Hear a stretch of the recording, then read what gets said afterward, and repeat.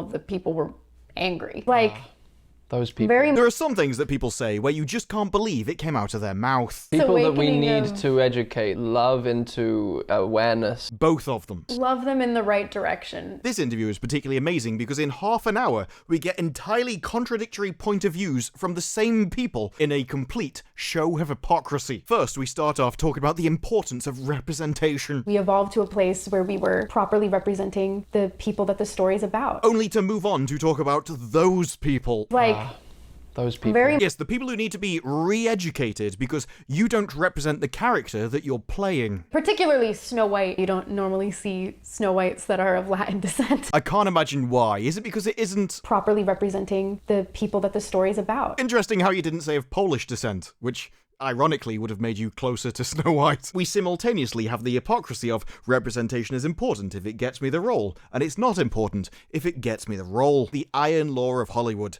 It's always self-interest. How does it... Now, an accusation of hypocrisy generally doesn't carry any weight. Principle will only carry weight with a person if they genuinely held those beliefs, and if they did genuinely believe those things, they probably wouldn't have been a hypocrite over them. I cannot even believe those words just came out of your face towards my face. Whereas if they're just taking on a principle in order to use it as a weapon in an argument, then hypocrisy will mean nothing. They're only using it to gain something for themselves, whether it be money, reputation, or power. Snow White has to learn a lot of lessons about coming into her own power before she can come into power over a kingdom. But when it comes to Rachel Zegler, we have all of these things. And I don't just mean about Snow White. I mean, sure, he's only referencing Snow White when he's talking about the people who need to be re-educated. Sorry. Loved. But despite all the platitudes about Rachel Zegler and what she's doing for the Latina representation in Hollywood, it turns out they weren't too happy about her either. Do you speak the language? Does it matter? Does it matter? Do you eat the food? Does it matter? Were you born in the country? Does it matter? Were either of your parents born in the country?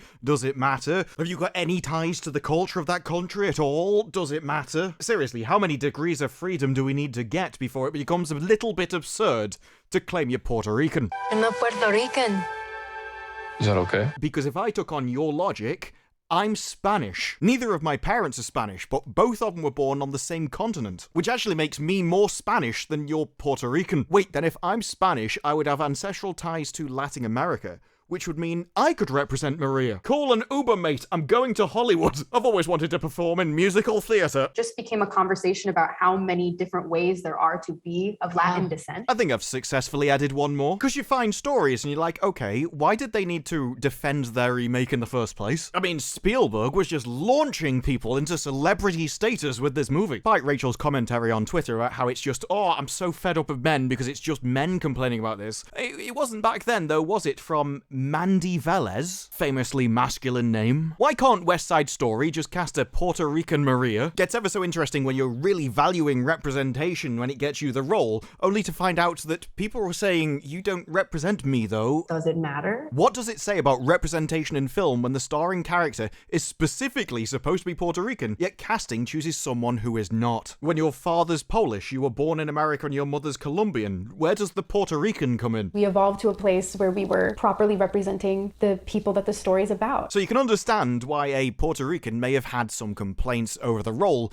when this movie was specifically supposed to be doing the thing that they're not doing. They kept bragging about it in all of the interviews, said it was so important, and just didn't do it. Went out of their way to actually celebrate the diaspora of the Hispanic community. It is a good excuse to make you be in the room, though, isn't it? You know, because you need to be in the room. You have a way with words. No. Word vomit. With this in mind, it's a lot more understandable why you would be so happy to take over Snow White. As it turns out, you're as a representative of Snow White as you were of Maria in the first place. Now, if you've seen any of her Snow White clips, you'll be used to the egotistical, arrogant attitude. I deserve to be paid for every hour that it is streamed online. It's often associated with being spoilt, never being told no, or maybe just living a life of extreme privilege. I don't even blame her for it, because it is something that's always worked for her before. It's not just that one interview where people were going, you don't represent me, why do you keep saying you do? She replied with this. Does it matter? But it can also be used to drum up controversy, get some angry people going on Twitter. People that we need to educate. No, not those ones. We mean the ones we like, because they're useful and they get us things. I don't know y'all, I've tried, but it doesn't seem to be happening. That news report comes from a time where Rachel wasn't invited to the Oscars, at least initially. Now, this was seemingly nothing personal. It was simply a result of intense competition, an annual process rife with backdoor dealings and hurt egos, which were all exacerbated by restrictions. Normally, they'd be able to invite 3,300 people, but this time, they could only invite 2,500, as they wanted to spread them out further at the time. That deficit meant that ticket allotments were already squeezed across the board, and Rachel just wasn't a big enough star to get one. For most people, that'd just be better luck next time.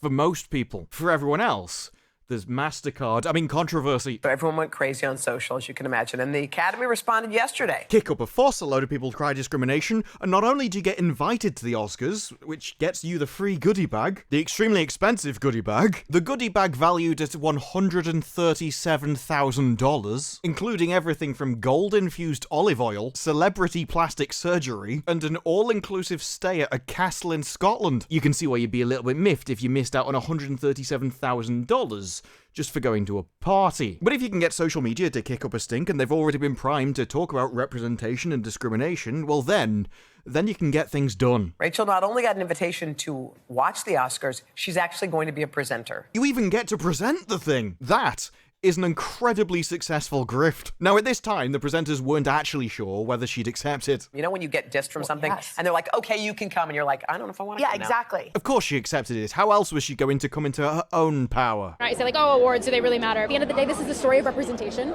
and it matters. There are tons of reasons why it matters. About 137,000 of them. Dreams really can come true pretty fast, too. So as representation is so important, why didn't you resign so that they could actually be represented? Why did you accept an Oscar presenting gig based off outrage on the internet, which you apparently despise? Love them in the right direction. I just never realized that direction pointed straight at your bank, and get onto the stage by essentially claiming somebody else's ancestry, only to go on TV in front of them and tell those very same people how important it is that you specifically represent them when you're not related to them at all. And I never thought that I would be here 6 days ago. We did it. Being born on the same continent doesn't give you an ancestral heritage with other people on the continent. I'm not Italian. I can't represent Italy. And yet I could still represent Italy more than you could represent Puerto Rico because you weren't even born on the same continent. With regards to Snow White, when you were crapping on their legacy, I said you were like a child dressing up in their parents' clothes. I just didn't realize you were doing the same thing previously with your parents' geography. It was just a statement of fact, but we're here, we're happy, we're really thankful. How does it... Wasn't the only odd piece of information from the night, though, was it? When she was asked, what does it mean to have this moment for your film? Referring to her being able to present at the Oscars, we got this. Just means that our stories are worth telling, and I think the success review-wise of our film shows that our stories are worth telling. The people that saw it definitely liked it. 92 and 93% thought it was better than mid. And IMDb also gave it a 7.2 out of 10. So the people that saw it liked the movie and would likely have recommended other people to go and see it. But you specifically said worth telling, and Hollywood is a business, so let's see about that, shall we?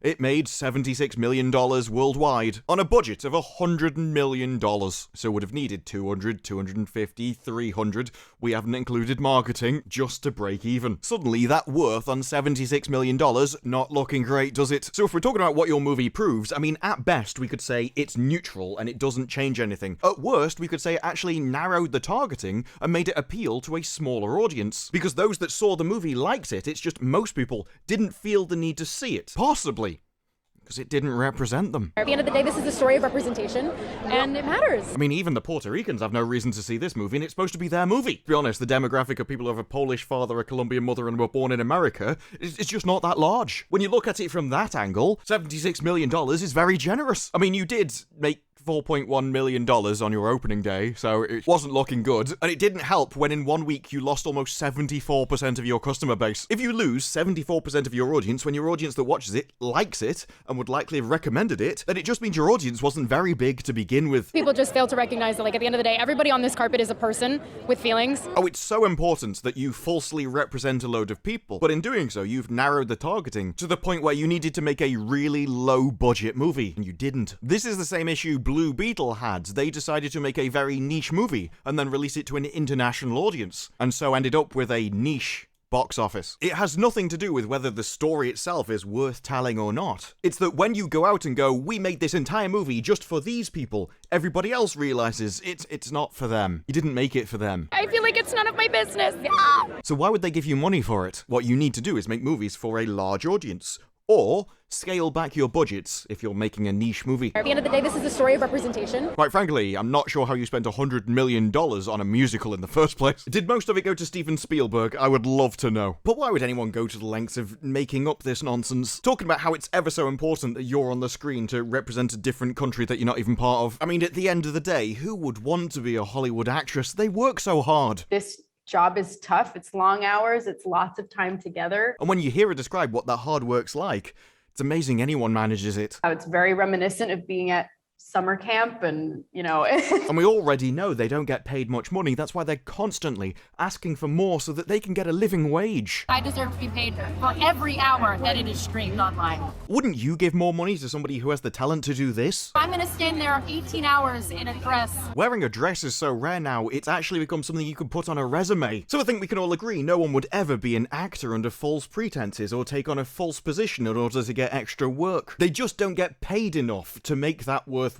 You see a celebrity, you go to a premiere, maybe an awards show. They do not think about starvation wages. Going to the Oscars was a sacrifice that she was willing to make for other people. This carpet is a person with feelings. And I, for one, am grateful that she's willing to make that sacrifice. She would take on that burden of an increasing bank balance that otherwise someone in Puerto Rico would have had to shoulder themselves. I mean, I never in a million years imagined that would be a possibility for me. Now, there are some previous issues, as Bounding Into Comics reported. At the end of May 2020, she did make a tweet where she spoke about using her platform because she's donated, shared, and will continue to educate herself on the never-ending racism that she is to blame for. Never-ending. I imagine the people in Puerto Rico might agree nowadays. Does it matter? Never-ending. Wow. Is it still just spewing out of you? Like word vomit? You have a way with words. No. Word vomit. Is that why you think it's important that you need to be in the room? Is that what you're educating people on? I mean, you said in this interview that you thought the movie would exceed people's expectations, but you already did it, love. I can see why you fit right in Hollywood. Authenticity is what's really important when it comes to West Side Story. What would you know about being authentically Puerto Rican? I couldn't even pretend to be Welsh. It's the sheep, I just don't like them. Although when one of your co-stars says, Rachel put it so beautifully, and then uses a slur, maybe it is never-ending after all. But if someone's willing to take on an incredibly difficult job for incredibly low wages, what could drive them behind it apart from the never-ending stuff? Well, apparently, she thinks it's her duty under white Latina privilege to do it. We're just finding more evidence for that never-ending stuff, aren't we? There are a lot of gatekeepers to what qualifies as Latino. No, I think there's a gatekeepers to what qualifies as Puerto Rican. At a minimum, parental heritage. Largely born there, being raised in their culture, being a product of their culture, engaging with the culture. Put me anywhere in the world and I would be observably English. People would recognize me as English. If you were picked up in the world and put anywhere in it, people would recognize you as American. Why do you think you can represent another nation? Do you speak the language? Does it matter? Does it matter? Do you eat the food? Does it matter? One which you've already said, it's not your culture. You are half Colombian, half white. Yeah. Polish. I'm not Polish. I don't have a cultural heritage with Poland. You can't group people together like this. To do so would be some of that never-ending stuff that she talked about earlier. You know, this is a white lady. I prefer the term American. Question, why are people stupid? Why do we have this friction? I would say you're causing it by going in around and talking about how important representation is when you don't represent the people. So you're pushing it as a moral value, a moral good. You're saying, I'm here, I'm just like you. And then the people that you're talking about are going, no, you're not. This is a story of representation, and it matters. Dreams really can come true pretty fast, too. They're saying if what you're pushing as a moral good is it's someone like me, then they want somebody like them. You're providing them a moral outlook, they're taking it on board, and then saying that you're not it, which you're whining about. When am I not crying in public? It's so upsetting. Now, it should be noted, this is your moral system, it's not mine. I think as long as you can portray a character and it comes across as authentic, then that's as good as being authentic. You're an actor. Lying about something convincingly is what you do. But you can't push this stuff as a moral force, be a hypocrite about it, and then complain and cry when people actually take it on board and call you on it. Nor should you be surprised when you're saying it's good to do this and people saying, well, you're not good then. Combativeness within our community, or this lack of understanding about what a Latino is. Puerto Rican, considering it's a Puerto Rican movie. I'm not Puerto Rican.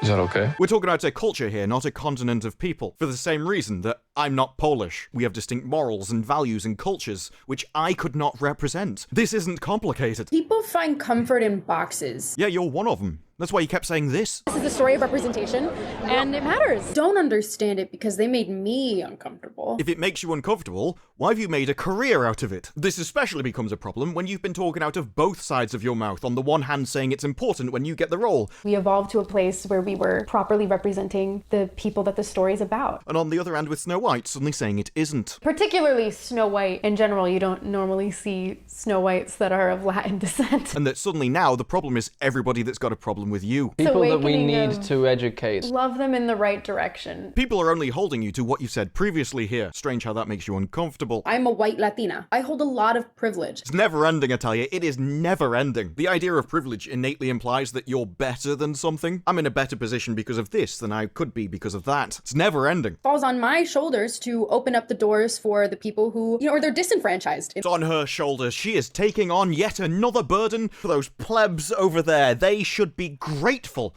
that she is taking their acting roles that they could have gotten as a Puerto Rican person if you wanted authentic representation. Properly representing the people that the story's about. I'm not Puerto Rican. My bank balance is increasing because I'm taking on this hard work and you should be thankful for it. If you'd only realised what I'd sacrificed by becoming a major Hollywood star, I became wealthy for you. I'm gonna stand there 18 hours in a dress. There is a kind of a darker side to hypocrisy on the other side as well, that you kind of think that the people who are listening to you are too thick to realise that you can talk out of both sides of your mouth, tell people that they should be thankful for it, and then expect them to be happy about it. Because remember, like we've seen with Snow White, if you have a problem with it, you're just a bigot. All of the people were angry.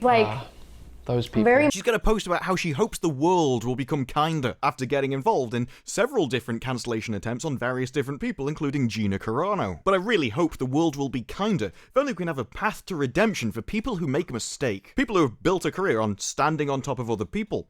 And I don't mean their shoulders. And then giving interviews about how those people should be grateful for it. I'm doing it for you. Don't you understand? I'm a white Latina. I hold a lot of privilege. Falls on my shoulders to open up the doors. It really is never ending, isn't it? Or another retweet that she did, I hate when the cookie crumbles in a way that is extremely detrimental to me. Rather than being able to make somebody else's crumble and then tell them you're doing it for their own good. And yet this really is a rod you made for your own back. You didn't need to do this. You could have just gone, I look the part, I'm an actor, this is a visual and audio medium, and therefore it's good enough. I would have agreed with you. I do think there are some limits, like James Bond should be British. The same goes for Doctor Who, but that's because they're British cultural institutions that have been going for so long at this point that it's baked into our culture and our traditions, and it's become a key part of it. And I think as British culture is baked into those shows, to actually do the best performance that you can of it, you should be a product of that culture itself. West Side Story, don't know enough about to say whether that's true, but you seem willing to use whatever argument will get you the part in the time. Like for Snow White, say, oh, it's okay, I can be a part in Snow White, I can play Snow White, because it was a really big part of my childhood and part of my culture. Snow White is really a big deal in like Spanish-speaking countries. Blancanieves is like a huge icon. If that's true, I don't know why you had any problem with the original West Side Story, because that's actually really big over here and was a massive part of my childhood, which I'd include in my culture. This is less about whether your arguments are good or bad, and just why are they never coherent? You are Snow White. You are canon Snow White at this point in my imagination. Because unlike West Side Story, where apparently it was such a big deal that it was all accurate, in Snow White we're now supposed to think that it's not important, even though actually changing it to Rachel has meant that the entire story has had to be changed and destroyed. She's not going to be dreaming about true love. She's dreaming about becoming the leader she knows she can be. To the point where the fairest of them all no longer means what it was meant to mean because it wouldn't make any sense. It became about the fairest of them all, meaning who is the most just. Because the comments about Snow White, the attitude around Snow White, and especially with regards to the audience that you want to give you money for your performance, was always disgusting and repulsive. But when you go back in time, it only gets worse when you find out how she treated other people. People that she said she was representing representing. I deserve. Does it matter? I deserve. Does it matter? No wonder West Side Story was a financial flop, and then it's already a niche movie, and you're treating that niche like that. And then you get moved on to Snow White and pull the same attitude across. Like I say, I can't blame you. It worked very well for you before, but there's gonna come a time where people are fed up with it. You can't keep providing them all these moral values, telling them that this is good and this is what you stand for, and then contradict them and expect them not to call you on it. If your response to that is not humility, they're not the problem here. They don't need to be re-educated. All of the people were angry. People that we need to educate. You don't seem to have a coherent value system apart from increasing my own power and bank balance. You're the last person we need educating anybody, thank you very much. But I don't think many people paid attention to West Side Story at the time, so the contradiction has never really been brought up. Nor would it have been if you treated people with respect. But you didn't, because I guess you think you're privileged to be above them. I'm a white Latina. I hold a lot of privilege. You seem to think it's your duty to be in your room. It's a great excuse to tell yourself as you're taking a role of somebody who would better fit the part. And I may not even have a problem with it if you were just playing the game to get money. You were climbing the slippery pole, improving your career. At least if you were honest about it, I could respect it. But when you play the identity game as you're just stepping on people, I can't respect that. When you claim to represent people and they go, but you don't actually represent me, and you just keep on doing it, they always seem to be your problem to you. Love them in the right direction. It was really inevitable that the cookie was going to crumble the other way eventually. Magic mirror on the wall. Who is the fairest one of all? Because there's only so many people in the world, so many different countries in the world. There's only so much cultural heritage you can take an axe to before people stop telling you to stop. The cartoon was made 85 years ago, therefore it's extremely dated. We will not allow you to take away our dignity! And when they do, calling them the problem. Like, those people. Various People that we awakening need of- to educate. That doesn't always get your own way, because getting a big angry mob to support you may get you through the Oscars. But a lot of people don't care about that, because why would you care when they're angry when you've seen what makes them cheer? But those are just my thoughts. What are yours? Let me know down in the comments below. Like the video if you like the video. Subscribe for more videos like this in the future, and I will see you in the next one. Bye-bye.